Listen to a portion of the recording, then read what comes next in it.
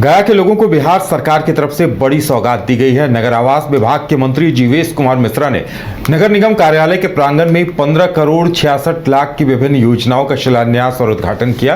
इस मौके पर बिहार सरकार के सहकारिता मंत्री डॉक्टर प्रेम कुमार, मेयर वीरेंद्र कुमार समेत कई लोग मौजूद रहे। ये कठिन काम है, जहां संसाधन की कमी हो, जहां पर आज बढ़ोतरी करके टैक्स 20 करोड़ रुपए के आसपास 22 करोड़ पहुंचे हैं और 2-3 महीना में तनख्वाह, वेतन और स्टेशनरी का खर्च, ईंधन का खर्च ही 20-22 करोड़ हो जाते हैं। वैसे कठिन जगहों पर इतने तरह से सब लोग मिलकर जो जनप्रतिनिधि, पदाधिकारी, कर्मचारी काम करते हैं एक निगम परिवार में, वो काबिले तारीफ है। जितनी भी इसकी प्रशंसा की जाए शायद वो कम होगा। कोविड में जो काम किए गए ऐतिहासिक है, देश से विदेश तक रिवार्ड प्राप्त हुआ। जिस गया को मच्छर और गंदगी का शहर कहा जाता था, आज वो शहर को भारत सरकार के सर्वेक्षण में बिहार में फर्स्ट और टॉप है पिछले कई सालों से।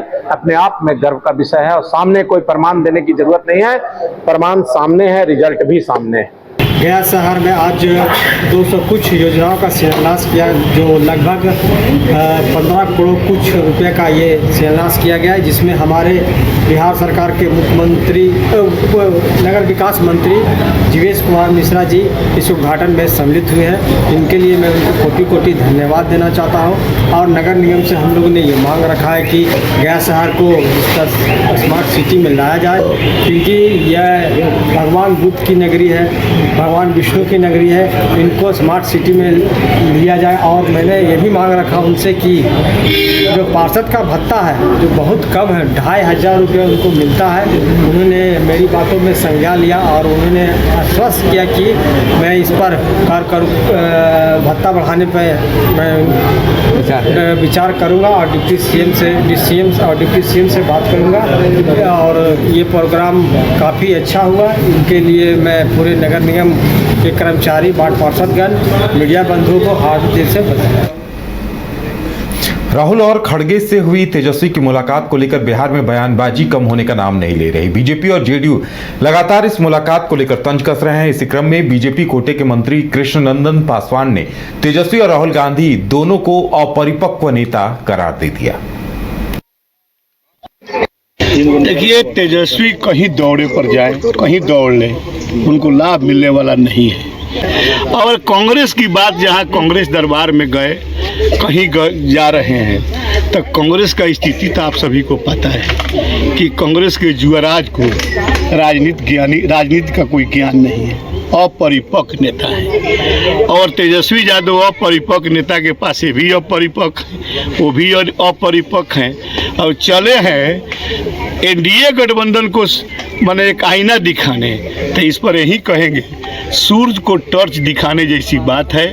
तेजस्वी यादव, राहुल गांधी और अन्य सरीखे वामपंथी नेता बिहार के गांवों में घूमे, कहीं जाए और गठबंधन भी कर ले तो कोई एनडीए को हरा नहीं सकता है। आज से अंदरूनी विवाद नहीं चल रहा है। जैसे लोकसभा चुनाव में क्या स्थिति था, राहुल गांधी एक भरोसा किए थे लालू यादव के सुपुत्र तेजस्वी यादव पर, लालू यादव पर, इन्होंने धोखा दिया। तो शायद इंसान अगर होंगे राहुल गांधी तो धोखा का अपमान जरूर, अपमान को याद रखेंगे और गठबंधन नहीं करेंगे।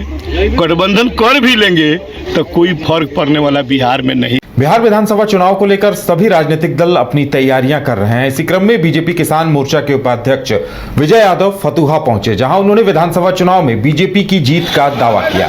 साथ ही उन्होंने कहा कि हमारी सरकार की प्राथमिकता किसानों के हित में काम करने की है। प्रधानमंत्री जी का नारा था सबका साथ और सबका विकास।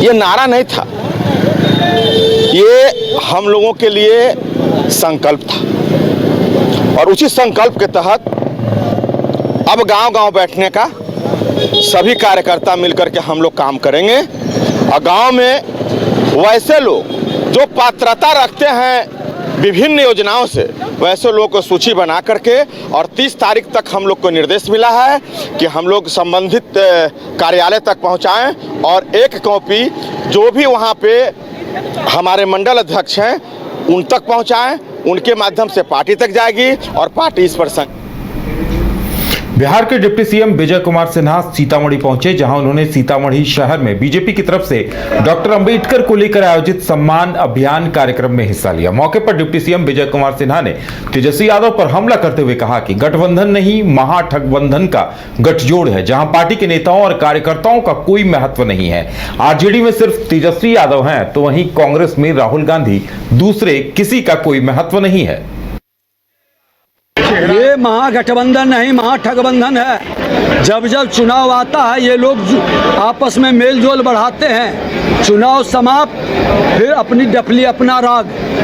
ये लोग जमींदारवाद की परिवारी के पोषक हैं। जनता की गाढ़ी कमाई लूट कर उस जमींदारी को बचाना चाहते हैं और उस जमींदारी के भाव को मजबूती प्रदान करना चाहते हैं, जो बंधुआ मजदूर के भाव को पैदा करता है। आज कांग्रेस के अंदर देख लें, आरजेडी के अंदर देख लें, तो वहाँ रहने वाले लोग को बंधुआ मजदूर की तरह एक नेता राहुल गांधी पूरे कांग्रेस के अंदर चलेंगे, राजद के अंदर एक तेजस्वी यादव जी चलेंगे। कोई दूसरा पैदा नहीं हो सकता है लीडर जो अपने जात के लिए भी लोकतांत्रिक पद्धति नहीं अपना सकता, अपने परिवार से बाहर नहीं निकल सकता, वैसे लोग पर जनता विश्वास नहीं कर सकती। ये नेशनल हेराल्ड केस में सोनिया राहुल पर चार्जशीट का विरोध कांग्रेस की तरफ से किया जा रहा है। इसी क्रम में आरा में कांग्रेस की तरफ से पीएम मोदी का पुतला फूंका गया। मौके पर कांग्रेस कार्यकर्ताओं ने बीजेपी पर राजनीतिक दुर्भावना से ग्रसित होकर चार्जशीट में सोनिया राहुल का नाम डलवाने की बात कही।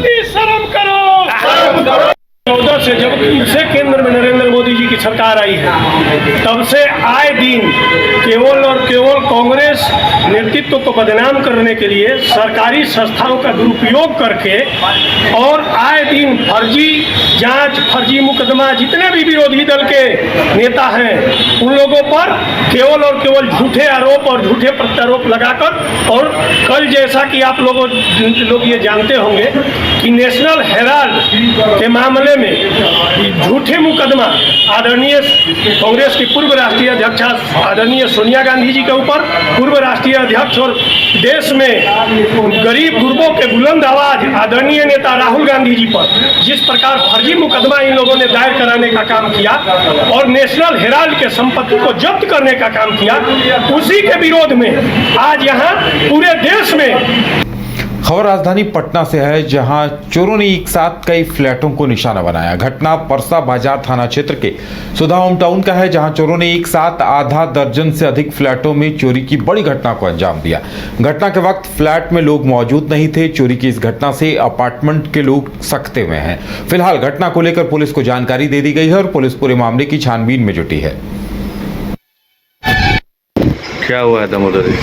क्या हुआ है, सुबह उठे तो पता चला कि एक जगह बी ब्लॉक में एक घर में ताला तोड़ दिया है। तो हम लोग को लगा कि सिंपल एक चोरी है, पर धीरे धीरे जब पता चल गया तो करीब लगभग 10 घर का ताला तोड़ के और चोरी की घटना 7 घर में ताला तोड़ करके, और अब क्या लगे, अब धीरे धीरे उसका मूल्यांकन हो रहा है। लोग अब आ रहे हैं जो, और उन्हीं का तोड़ा है जो यहाँ नहीं थे।